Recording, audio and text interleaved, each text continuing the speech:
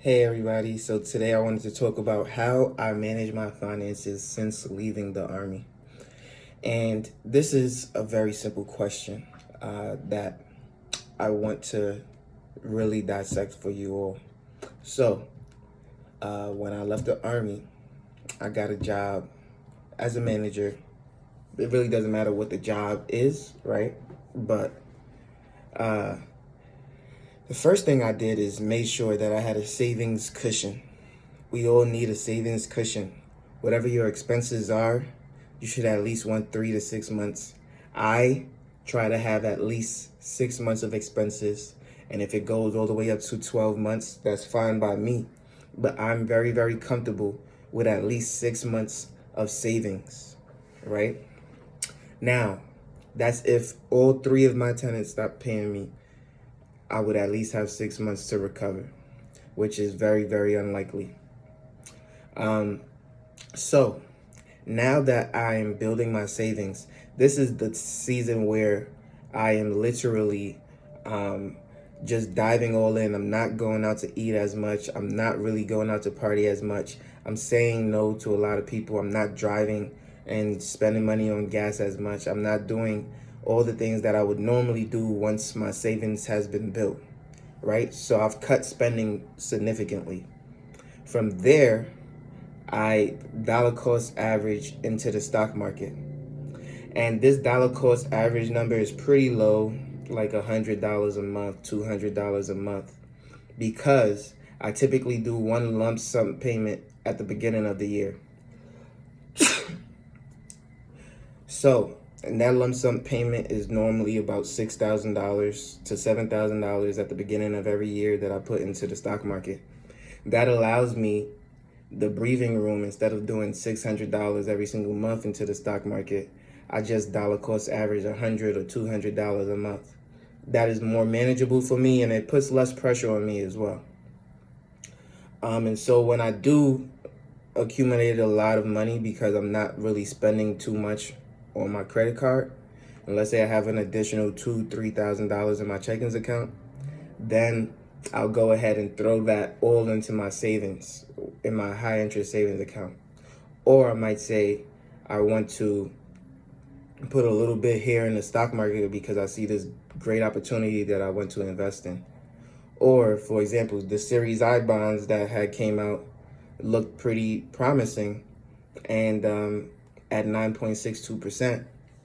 And so I took $10,000 out of my savings, high interest savings, and I invested it into that Series I bonds. Now, if you're investing from November to May, that interest rate is 6.92% or something like that. So it's under 7% going forward, which is still really, really good in this market. And I'm happy to say that I've invested in the Series I bond, because as long as it is above, let's say 4.5%, then I'm going to keep my money in there and allow it to work for me. But once it dips to like 2% or something around there, then I'm going to say, okay, I'm going to wait my little 3 months. I'm going to pull my money out on the cheaper interest rate side. And then I'm going to either invest that in the stock market, invest that into put that in the high interest savings account, whatever I decide to do, right? With that money is what I'm going to do with that money at that time. But I like having money in multiple places, because when I built my savings, I have a consistent stream of income going to my stocks that I know is going to leave every 2 weeks. So I need to have money in my check-ins for that. I monitor my one credit card that I use, which is my Apple credit card, every single month, and I make sure that all my expenses are being covered, and I look at my checking account balance to make sure I have enough for that. I have both of my mortgages on automatic payments, so I have to ensure that I have enough money in my checkings account at all times. And then every single time I get paid bi-weekly. I know that in a month I have enough money to cover my mortgages and my credit card bills with my paycheck. However, because I have tenants who pay my mortgage balance, I invest or save a large portion, I'm talking about at least 50% of my paychecks, and put that away into my savings account, because I don't want to look at my checking and say, okay, I can go out to eat tonight, or I can go and do this tonight. And, one of the expenses that I don't necessarily have is like a full-time girlfriend, right? So I'm not going on $100 dates, eating out and getting lobster and steak and this and that. And I know that I can be very negative when it comes to dining out in expensive restaurants, because I'm like, oh, I'm not even hungry. And I'm not that hungry, right? So when we go out and it's this, I don't know, this random spur of the moment, let's go to this fancy place, and I'm not dressed for it, it wasn't planned, and we have the money, so I can do things like that. Typically I'm like, damn, why am I spending $120, $150 on some lamb chops, with mashed potatoes, and and it's not really filling to me? Or why am I eating $40 mac and cheese when I make better mac and cheese at home? So, but again, when you're in a relationship, you can allocate some funds towards that. And that's a conversation that you'll have with your significant other. Like, hey, babe, maybe your budget is $100, $200, $400, or even $1,000 for dining out and things like that. But what I like to look at is, if I'm going to spend $1,000 on dining out, I should not be saving, but be investing at least the same amount, right? So in 2023, regardless of my lump sum payment that I'm making, I'm talking about just my reoccurring investments, I'm boosting that from $100 a month to $200 a month, right? Not, again, excluding my lump sum payment that I make at the beginning of every month. My new reoccurring payment is going to be $200 a month. Because of that, you can essentially say that if I wanted to go on a date, I can at least allocate $200 a month, because I'm investing the same amount. You should not be spending more on fun than you are spending on yourself and your financial future. So if I'm saying I'm going to spend $400 on dates going forward, then I should at least be investing $400 a month into the stock market as well. And that is separate from any savings that you're doing, right? So let's say 400 for fun, 400 for savings, 400 for investing. That sounds about right to me, right? If you can put more in savings, do that. But again, you should not be spending more on fun than you are spending on yourself. And that's how I keep myself in check as well. When I'm like, oh wow, I spent $1,000 this month or $2,000 this month. You start to realize that, wow, I could have literally maybe applied that to my mortgage. I could have literally put that into the stock market. I could have literally saved that up so that I can finish my basement, right? All these expenses that I'm worried about or that I want to do that I haven't completed yet is because I'm going out of my way to have this expensive date, or my car breaks down, or the AC went out, or I don't know, I need to go and handle this thing, somebody's birthday just came up, whatever the case may be, right? It's easy for $700 to just like that be needed, right? Car repair was 180, AC 233, and then going down the line, you might need some new lights, $20, $40. Tenant needs your assistance with something, buy a new chainsaw, $100.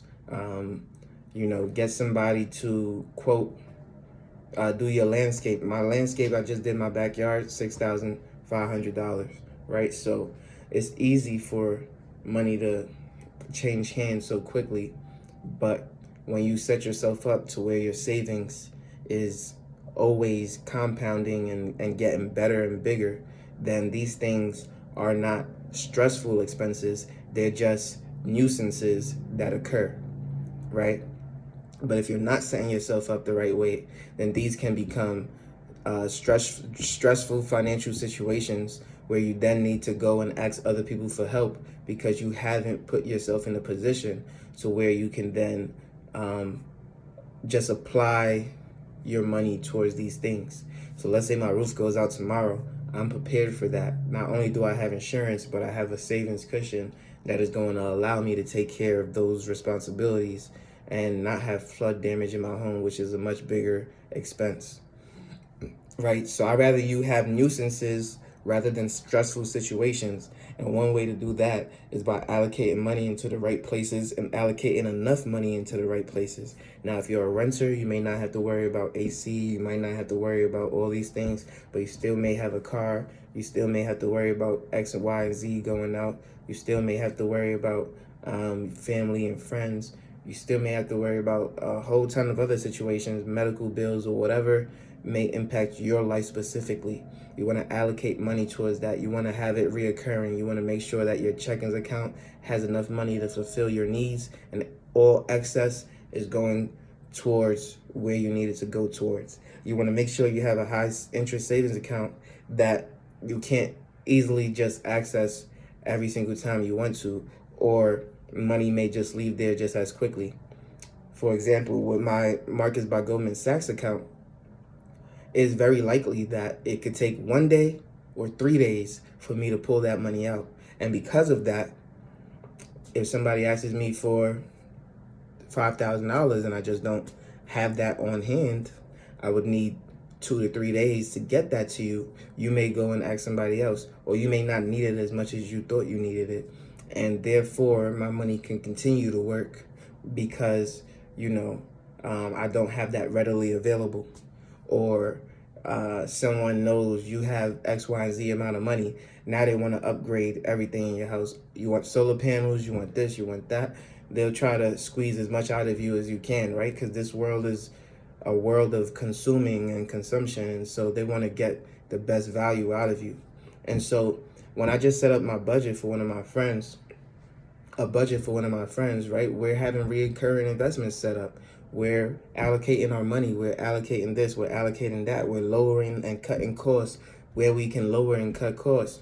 We're improving our efficiency. We're staying disciplined. We're staying focused. And we're driving a tight ship to where we want to go. We're setting goals for what we want to achieve, what we want to accomplish. A lot of the times, I don't know what my next goal is for how much money I'm saving, right? All I know is, okay, I want to pay off my mortgages. I want to increase my savings account. I want to increase my stock market account. But, okay, I'm increasing my stock market account because I want money in retirement. I want a lot of money so that if I can't work, my stocks and dividends are still paying me. Okay, I want to pay off my homes because that's less stress, less mortgage payments, more cash flow. Okay, I want to increase my savings for emergencies, but then it keeps increasing. What do I then do? Do I invest? Do I have fun?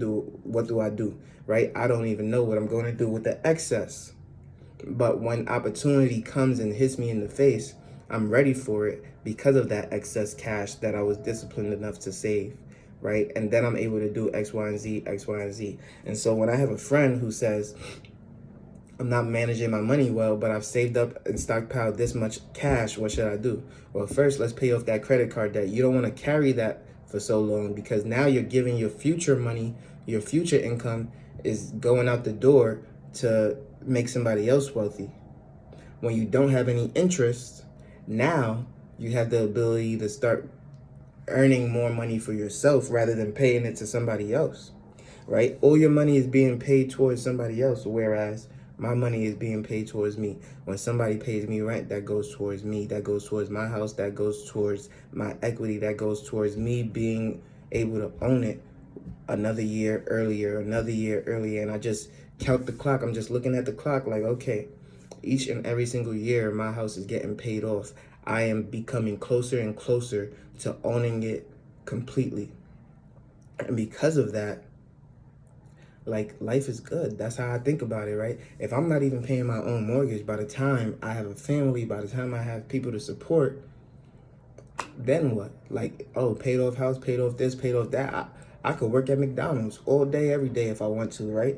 And so, what goals will you set for yourself in order to achieve what you want to achieve? Rather than paying everybody else, you got to pay yourself, right? And how do you pay yourself? You pay yourself by investing in the stock market. You pay yourself by investing in your home. You pay yourself by investing in your savings account. You pay yourself by saving for a rainy day, saving for emergencies, saving for this and that. And then when you do go out and have fun, you pay yourself by ensuring that whatever you go out and have fun with, you're investing that same amount of money or more into yourself. And so after leaving the Army, I never paid my mortgage. I've always had somebody else paying my mortgage, right? Other tenants, other roommates. Will that happen for the entirety of my life? Absolutely not. But for now, this allows me to save that down payment that I had invested into it. I'm saving that again. I'm getting that back. I'm getting that income back.